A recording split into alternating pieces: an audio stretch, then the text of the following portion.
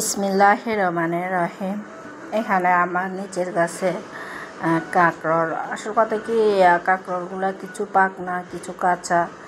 কাঁকরোলগুলোকে কাটে এভাবে বিচিগুলো ছেড়ে নিয়েছি, কিন্তু ছেড়ে নিয়ে আমি অনেকে ভাপ দিই নাই, আমি ভাপাই নাই, ছেড়ে নিয়ে আমি এখানে লবণ মেখে রেখেছি কাঁকরোলের খোসাগুলোর উপরে। এখানে আমি কাঁকরোলের বিচি পাকনা কাঁচা সবই নিয়েছি।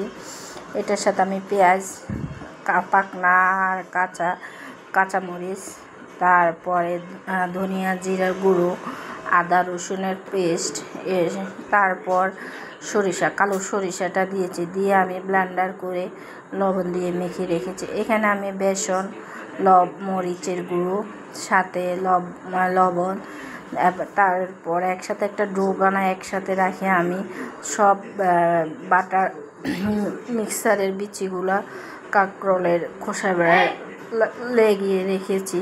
তারপর আমি একটা ফ্রাই প্যানে তেল দিয়ে ওইখান থেকে একটু তেলটা গরম হওয়ার পর একটু তেল আমি বেসনে বেড়ে দিয়েছি। এভাবে দিলে তখন ভালো মতো নিয়ে আবার এই বাটারটাকে ভালো মতো নাড়লে আপনার ইয়েগুলো যেটা দিয়ে আপনারা কোট করবেন ওই জিনিসটা খুবই মচমচা এবং অনেকক্ষণ থাকে।